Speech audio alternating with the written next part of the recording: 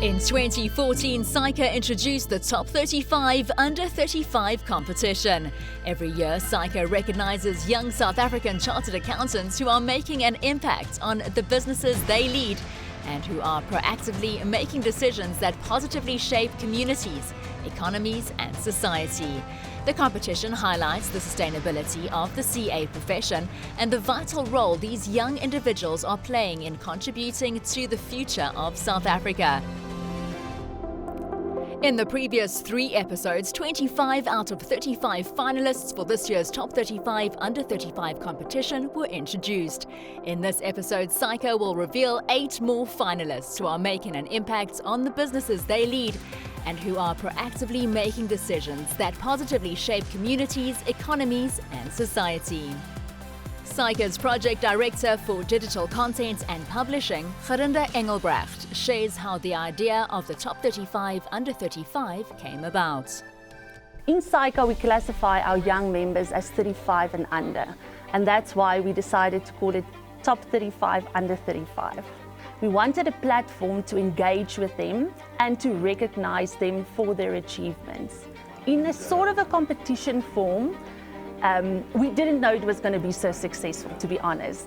But when we launched it the first year, we had an unbelievable amount of entries.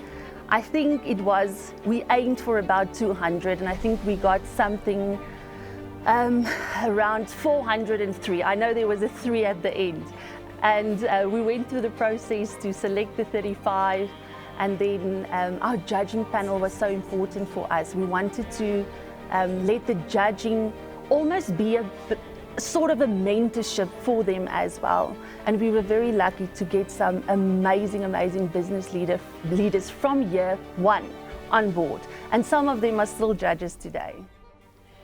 I think the one aspect that's very important for anybody that wants to be the ultimate winner is to realize that you're already a finalist, all right? And that's a victory on its own, that you're a part of the top 35. We had hundreds of entries through the year, so it's an achievement on its own. But to be the ultimate winner, you gotta beat the best of the best now, all right? This is the stuff where the boys are separated from the men type of thing. So I would say, be best prepared. Make sure that you give a best account of yourself. I think what goes into kind of finding the best of the best is trying to find that one candidate who's got that X factor, who's got that thing that's different. It could be what they do for a living, so the actual job. It could be what they do for their communities, so maybe outside of their jobs. It could be their personality, their achievement, the scale of whatever they're doing. It could literally be anything. They could come from academia, they could come from corporate, they could come from, call it the entrepreneurial world, but it's that X factor. It's that something different, something special. So bring whatever your X factor is. That's what's going to make you stand out. Introducing 4 young CA professionals who have been selected as finalists in Saica's Top 35 Under 35 competition in 2022 and who are enhancing South Africa's economy. My name's Mark Esterhuizen. I am the Chief Financial and Chief Operating Officer of the group called Peter Minetta Seafood.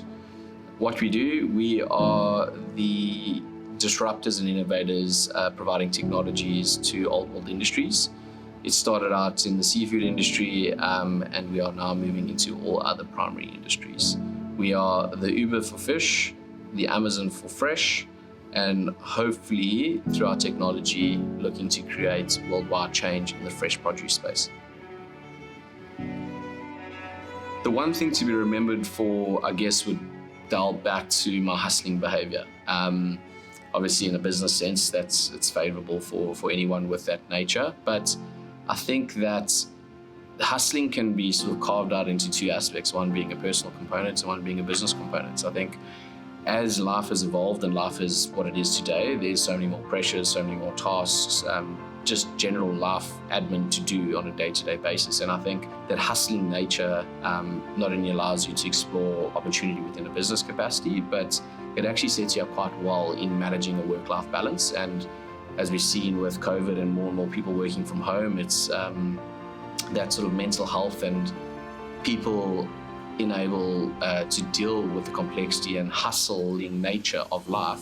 I think that characteristic of mine is what I'm going to be most remembered for because of the business ventures that I've managed to achieved from my very first one at 16 to now running companies at 33. But that hustling nature is, in my opinion, what is at the center of any well-rounded person, and I would like to consider myself a well-rounded person, which is underpinned by way of my hustling nature. I'm Joshua Victor. I'm 31 years old, and I'm the CEO of Cartrack South Africa. If I had any other occupation other than what I'm doing now, I think I would have studied engineering. The day before university, I actually wasn't sure what I was going to study. It was between CA and engineering. I wanted to study engineering as I enjoy building things and solving problems.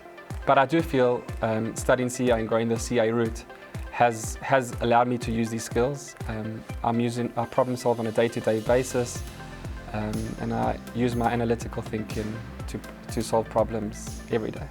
My biggest failure is probably failing 4th year, my CTA honours in university. At the time, it was the first time I'd failed anything in my life, but I pulled myself together and I picked myself up, and I passed with flying colours the next year. I honestly don't believe I would be where I am today without that setback, and to be honest, I'm quite grateful for that setback.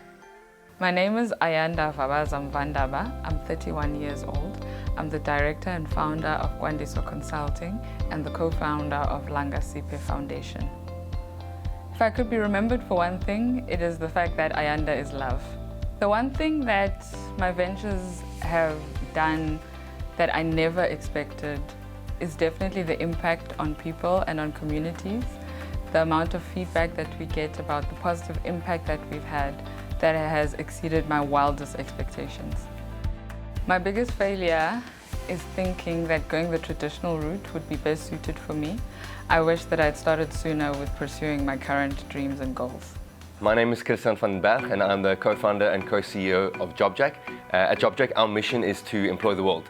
A big one, but we really believe it's possible, and what we do at JobJack is we automate the entire entry-level, low-income recruitment process, making entry-level jobs more affordable and accessible for job seekers and matching companies with the perfect talent for them to work in a sustainable manner. My parents would describe what I do as being a superhero for a lot of people. My parents, obviously they would say that, right? But they would say that I help people that weren't as blessed and fortunate as I was get connected to sustainable opportunities. Driven entrepreneur and 2018 Top 35 Under 35 competition winner, Lal Malanda is a trailblazer whose business ambitions are fueled by making a difference and creating a legacy. Lal launched a chartered accounting and financial advisory firm in 2015. Not long after that, a recruitment firm as well as an IT firm with offices in South Africa and the United Kingdom. So when I first, or at least started business, there was always an intention to look internationally, and it stemmed from the opportunities that I had as an article clerk to go on things like JIT, and having experience and working in different environments. I was lucky enough to go to the USA and worked in Chicago, worked in Stamford just outside New York, and that gave me the bug for wanting to work internationally and get sort of international experience. And when myself and my co-founder started the Malanda Group in 2015, the intention at that point in time was to get a New York office, and that was always the thing that we were working towards. As business progressed, you kind of look at opportunity as you move along, and I think that's the one thing about being sort of a business professional, is that you move along and you can identify opportunities as they come along. And it so happened that one of our employees at the time decided that she wanted to move over to the UK, and for us it was an opportunity to see if there's any sort of potential for us to grow our footprint from a business perspective. So, and the big intention of wanting to have a global presence is not necessarily to move our business out of South Africa, but more to bring business back to South Africa. I think for us, our key motivation and drive is that our hub will always be in South Africa, that we'll always be a South African business, but we look into great opportunities through worldwide relationships, through worldwide connections, and hopefully in our little way contribute to growing the South African economy. Finalists from previous years give insight on their personal journeys and give tips to the 2022 finalists and offer motivation to up-and-coming CAs who are considering entering for future Top 35 Under 35 competitions. Looking back on the CA journey for me and why I would look to motivate people to become a CA, nothing that is good is easy. And your career is a very long time. So picking the right path for your career is really important. And I think if you look at the CA pathway, it's not just being a financial manager or a CFO. CAs can be found throughout every board. They can be found in innovative companies, in companies overseas. It really opens up so many doors. And the CA of the future that now recognizes that there are multiple pathways. So you pick your pathway once you've become a CA. It just gives you the skills to pick from multiple pathways. I had an amazing experience in 2019 throughout the competition. The whole journey has been amazing. I've met such amazing people throughout the journey and until today through the competition. In my year, I've networked really deeply with my fellow finalists, and every year just returning to the competition, getting involved, meeting the people has been amazing. I've unlocked some amazing relationships. I've also contributed to the Accounting Essay magazine. I've written a lot of articles around impact investing and venture capital, and really interested to continue working in that space. Additionally, I've also worked with Saica and finalists, especially during the COVID period. So we had various working groups working on the different SDGs. Our SDG focused on inequality, and we did quite a few projects just on working on that, and worked a lot with the Tutuka Bursary Fund as well. So that was quite an exciting journey. I would really motivate other finance professionals, top 35, under 35 chartered accountants to apply for the event. Firstly off, it's noteworthy to stand still and recognize your own achievements. It's also an amazing platform to be part of this alumni, to just be celebrated in that regard. All of you are exceptional individuals. Chartered accountants are exceptional, and we've got a big duty on our hands for uplifting South Africa. So the more that we can network and build and foster relationships with other finance professionals, the more the synergies there are that to collaborate. So put up your hand, apply, and become part of the alumni and make a difference in South Africa. Introducing the final 4 squadron of young CAs who are actively working towards positively shaping the future of society and who have been selected as finalists in the Top 35 Under 35 competition. My name is Rian Greef, and I'm a proudly South African chartered accountant, currently living here in the UK, in London, with my family. I am a manager at EY London, where I work in a division called CFO Advisory, and we specifically focus on helping the CFOs with their agenda. And outside of work, I'm also the founder of an organization called Run Forest Run, which is very close to my heart. It is a group of people that bring together their love of the outdoors and adventure, and what we do is we run for good, raising funds for those less fortunate. My biggest failure, I would say, to date was linking my identity with my performance. And I think it's something that many people struggle with. But in times of when you're doing well, the performance as well, you struggle with pride. And when you're not performing, things are not going your way, I've always found myself in a place of being depressed and thinking I'm not worthy. And that came from early ages, even at primary school, high school, at university, and it really hit me the hardest when it took me 4 tries to get through QE1, my qualifying exams for the Chartered Accountancy. And it's only at that breaking point, I would say, where I learned to not put my identity in performance. And that is where my personal faith comes in, and where I really believe that my identity is not based on that, but in who God says I am. And that's one of my biggest learning points that I took from that failure. My name is Marianne Venter. I am a CA/SA and also an Audit Technical Learning Senior Manager working at Mazar in the UK. In my free time, I love playing hockey, getting outdoors, especially on these cold, dark winter days, and I'm also an amateur photographer, liking the colours of the nature at the moment very much. One lesson my job has learned me that I do think others should also know very early in their careers is to not measure your own achievements with those of your colleagues. We are all on our own career journey, and through the Saica 35 competition, it's very apparent that our career journeys are very, very unique. Nonetheless, we can all still achieve success and be happy. So an occupation I'd love to try other than my own is definitely to be a wildlife monitor at Port Lockroy in Antarctica. Now, this is the most southern post office in the world, and they only have 4 vacancies, one of which is a wildlife monitor. And this wildlife monitor is responsible for counting penguins and keeping an eye on the hatchlings and the nests to make sure that the penguin population is sustained. So my name is Bulelani Makunga. I'm the Chief Financial Officer of the Office of the Pension Funds Adjudicator, which is a public entity that deals with pension fund related complaints.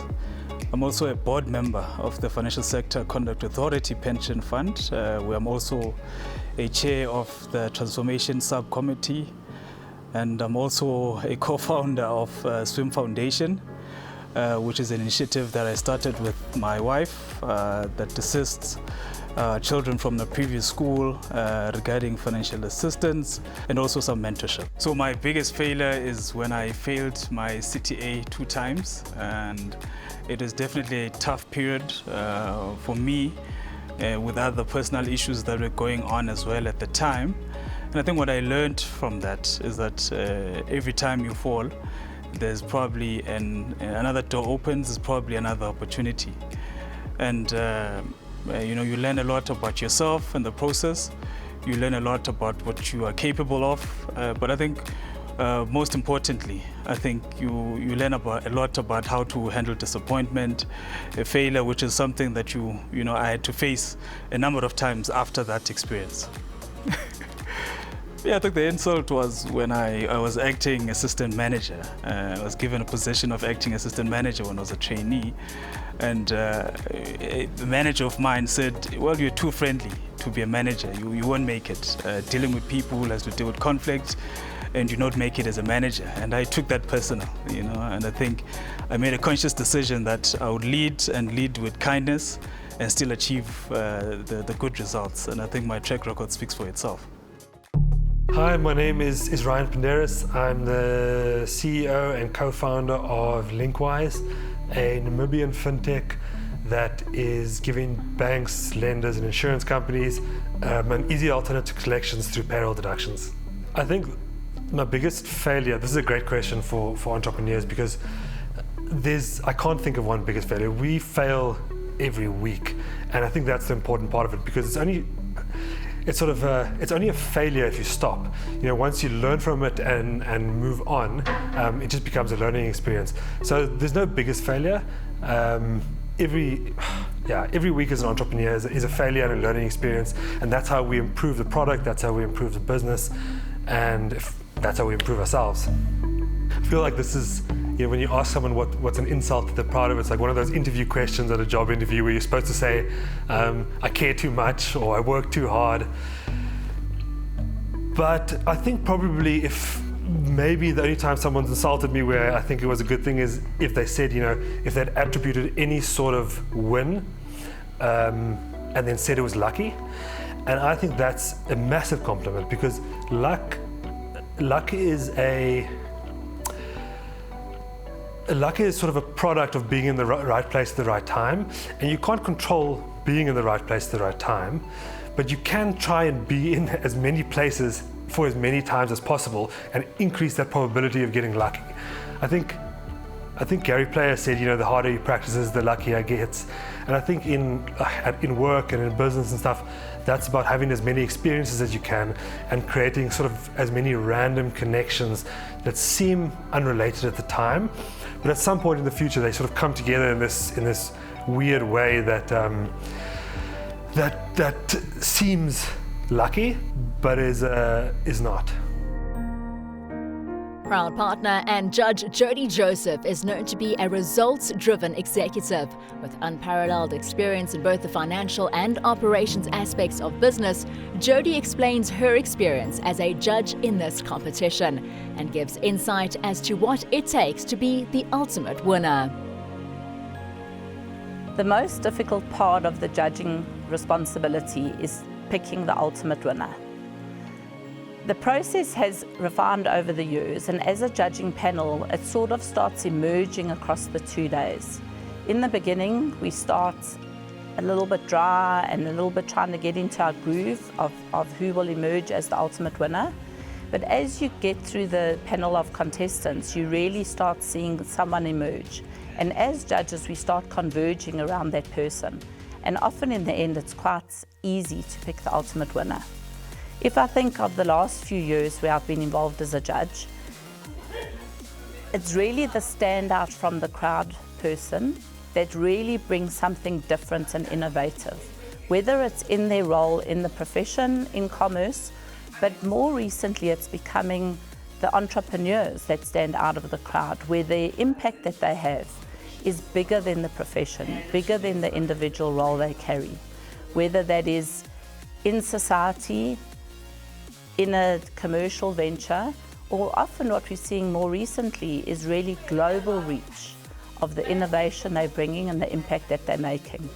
So it really is something bigger than the profession, standing out from the crowd, and I guess the size of impact has often been the ultimate deciding factor as to who is crowned the real top 35 winner of the year. After a series of serious interview questions, there's always time to ask the finalists more light-hearted questions. So if I had only one meal to have for the rest of my life, would probably be a meat, anything meaty. Just give me rump steak, medium to well, 300 grams. Oof, I'm even thinking about it now. If I had to eat one meal for the rest of my life, it would definitely be egg fried rice. If I had to eat one meal for the rest of my life, it would be wings, chicken wings, all types of chicken wings. One meal, peanut butter. I can have it on toast, on bread, on ice cream, in my shakes. Peanut butter, I'm good to go. So my favorite holiday movie, or alternatively a movie I like to watch on the holidays because it's fairly long, would definitely be Lord of the Rings. And the reason why I like Lord of the Rings so much is not because J.R.R. Tolkien is actually also a person who was born in South Africa and moved to the UK, but that through the creations of his stories, he actually shows us that even if you're small and insignificant, you still have the capability to achieve great things. Oh, what I sing in the shower, of course, is Don't Stop Me Now from Queen.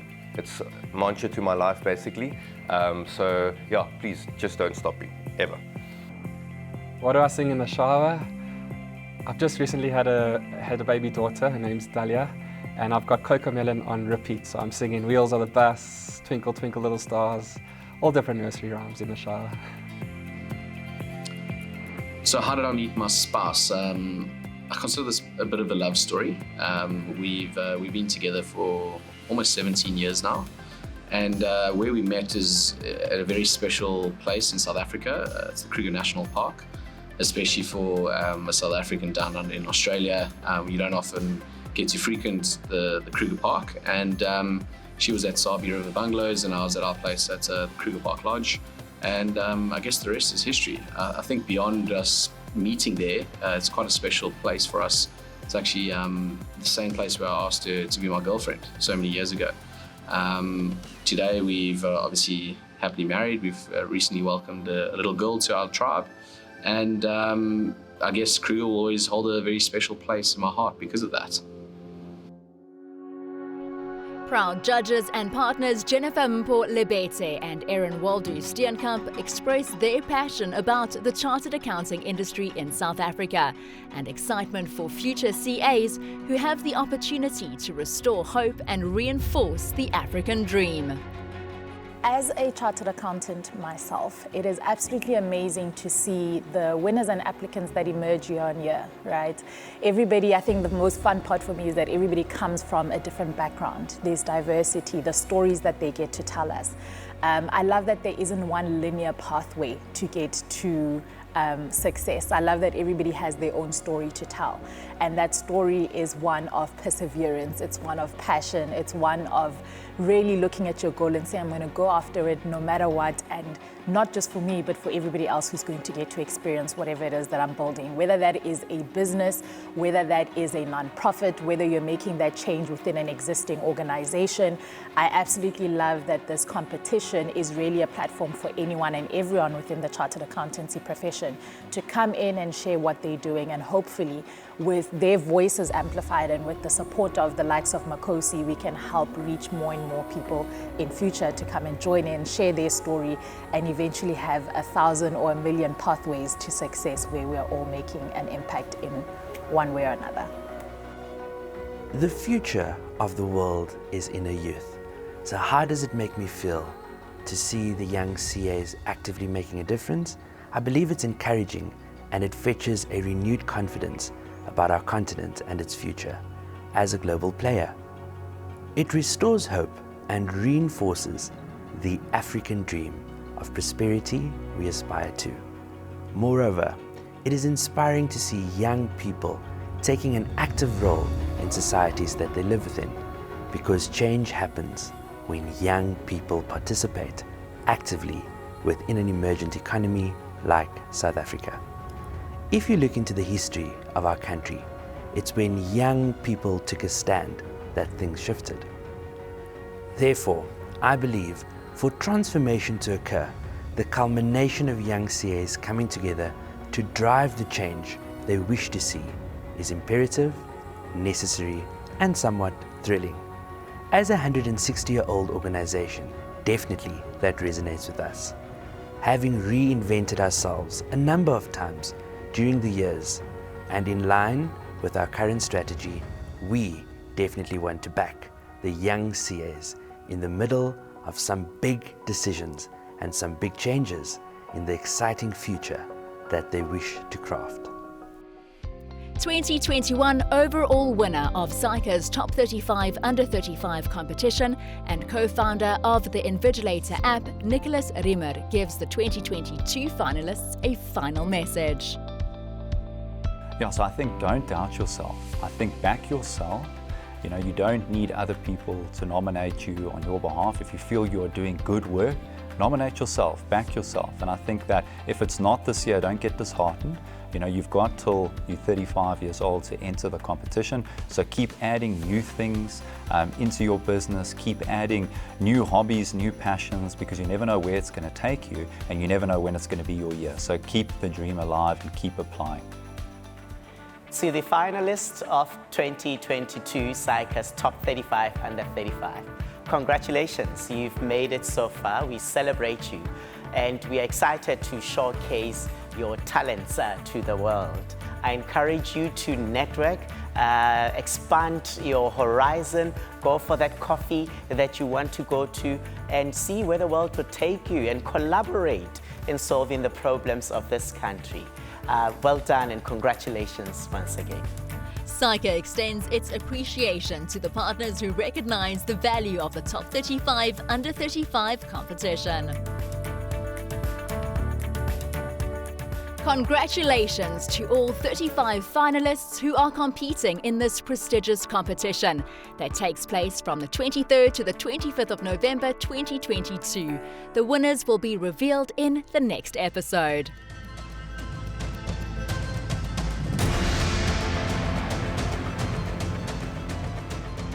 The Top 35 Under 35 is a competition that celebrates people who always strive to stand out from the crowd, be exceptional and push themselves in pursuit of excellence.